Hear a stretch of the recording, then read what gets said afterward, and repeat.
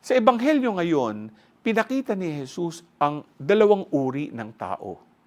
Nariyan ang mga eskriba na gustong napapansin. May mahabang kasuotan, espesyal na upuan, at papuri ng tao. Ngunit, paalala ni Jesus, ang panlabas na anyo ay hindi sukatan ng tunay na kabanalan. Pagkatapos, may isang balo na tahimik na naghandog ng dalawang kusing.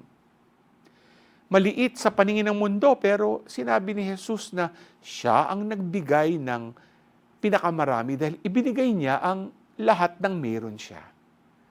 Kaya naman hindi palakihan ng handog ang tinitignan ng Diyos, kundi ang puso ng nagbibigay. Ngayon, ano ang kaya mong ialay kay Lord? Yung sobra mo o yung kung ano na lang ang meron ka na malaking sakripisyo? G ka ba?